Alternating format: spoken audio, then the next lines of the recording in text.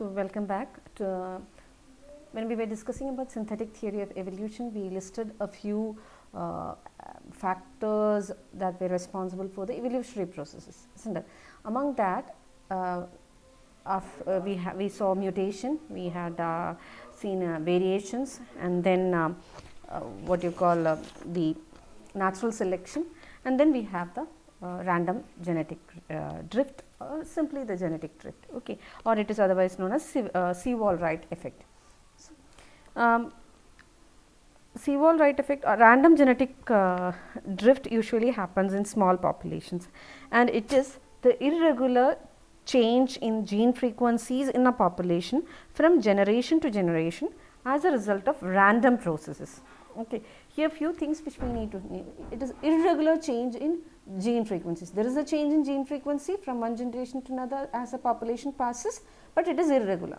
Okay, and it is as a result of random processes, right? So it is non-directional, and loss of a particular allele is probable in such a condition, and always it happens in a small population. In small population, the loss of alleles may bring about a significant drop in gene frequencies. Okay, so genetic drift, it is the irregular change in gene frequencies in a population from generation to generation as a result of random processes. And random drift as an evolutionary influence has been emphasized in the mathematical theory put forward by Sewall-Wright in 1931, and hence it is referred as Sewall-Wright effect. Okay, and we can see with an example, like let us suppose that few individuals at random from a population at random, it become isolated from large general population. Okay, a few individuals get separated. Okay, so here you can see some beetles from mainland habitat population get carried by a natural force. Imagine it is wind. Okay, so some of the individuals from the mainland larger population, it was carried away by wind to another offshore island. Fine. So it got separated. Now we can just compare the gene frequencies or even allele frequencies of these two. Okay, so when we speak about this one, the mainland habitat population, before natural force acted upon it, we could see that this one is capital A, that is homozygous dominant. Okay, there were 7, you can see 1, 2, 3, 4, 5, 6 and 7, right? Dominant homozygous, 7 members were there, right? Heterozygotes, all these colored, okay, it is heterozygotes. So it had the allelic composition capital A, small a. Okay, there are 13, right? And small a, that is homozygous recessive, only 5. Okay, so these were the genotypic what you call composition of the particular population. Now we are going to find out the allelic frequencies.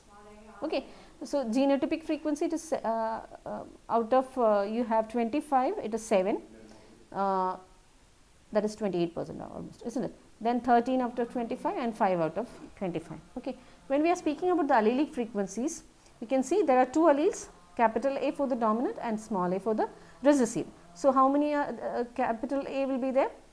You can see that in dominance there are 2, each individual will have 2 capital A's, isn't it? So if there are 7 individuals with the homozygous dominant, there will be 14 alleles here, right? 14, and among the 13 individuals, you can see 50% is capital A, 50% is small a. So obviously 26 alleles are there, but of that 13 are dominant and 13 are recessive. So 13 plus 14, it makes up 27. Okay, so 27 is the allele frequency in this particular population. Clear? Okay, so when we speak about percent wise, it is 54%. Okay, 54% of the population. Now what about small letter a, that is the recessive allele frequency? So obviously it is the remaining 46. So 46 means 23%. Okay, here 13 plus 5 plus 5, 10. So it is 23. Okay, so that is 46%. So you can see 54% dominant allele frequency and 46 with the recessive allele. Okay, so that is the allele frequency of recessive allele and dominant allele. Once a smaller number of individuals got offshore, what happened is the population reduced. Okay, a total of like 4 plus 5, 9, isn't it? 1, 2, 3, 4, 5, 6, 7, 8, 9. It's only 4 and 4. There is some mistake here. Okay. Here we can see it is capital A 4 and capital A small a, that is the heterozygotes. There are 5 actually, okay, not 4, 5, right? Okay, but so in that case the whole calculation will go wrong. So we can just remove one, right? We'll see.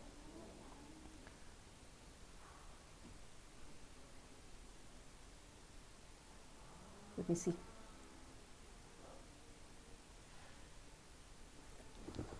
Okay, I'll just remove one.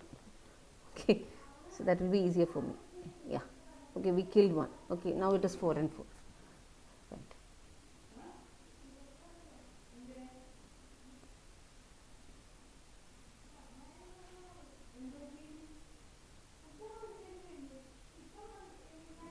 Okay, so now we have 4 heterozygotes and 4 homozygous dominant. Okay, now if we see how many capital A allele frequency, dominant allele frequencies are there, you can see 4 plus 4, 8 plus 4, 12, 12, right?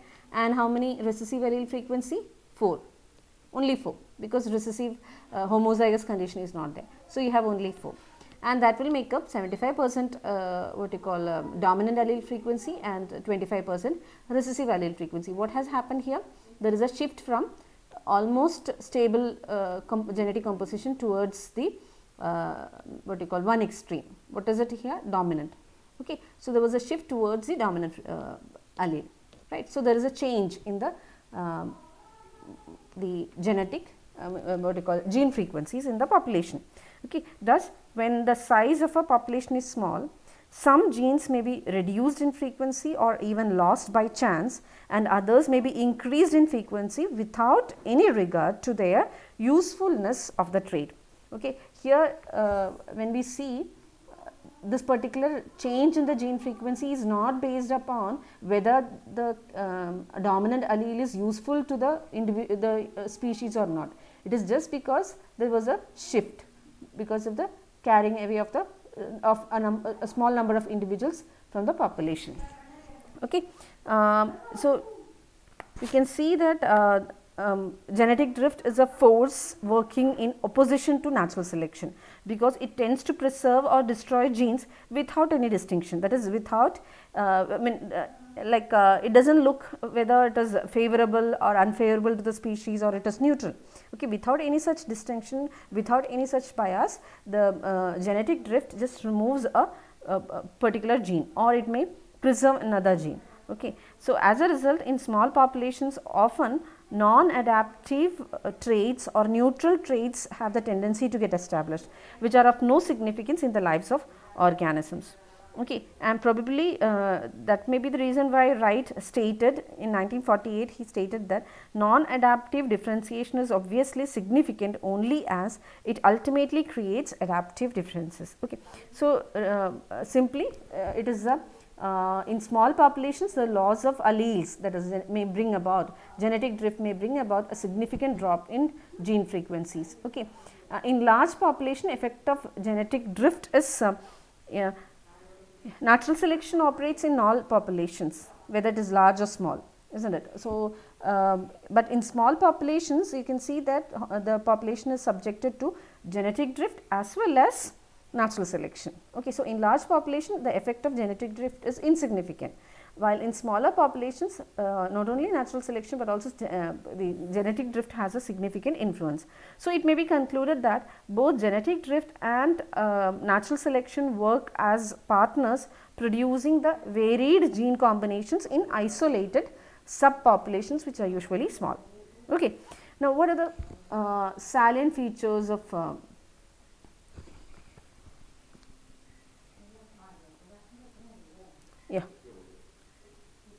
the importance of genetic drift in evolution? Okay.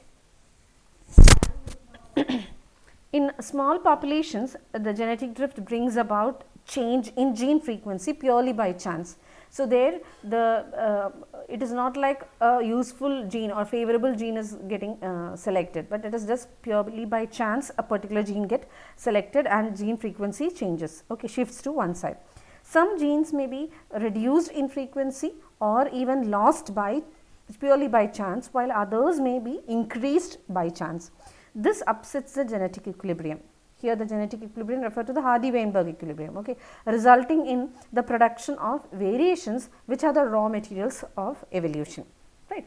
And genetic drift tends to preserve or destroy certain genes regardless of its selection value or even the usefulness of the trait to the individual or the species.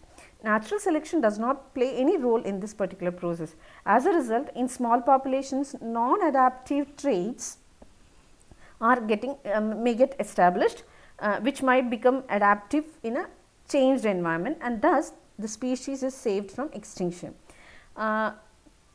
Using mathematical models, Ewaldreich has shown that in small populations, heterozygous gene pairs tend to become more and more homozygous.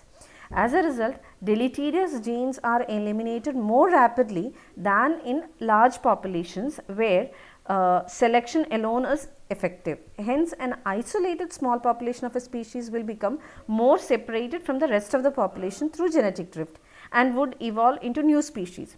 Thus, genetic drift helps in speciation, or it is referred as the origin of new species. Okay. So, I hope it is clear.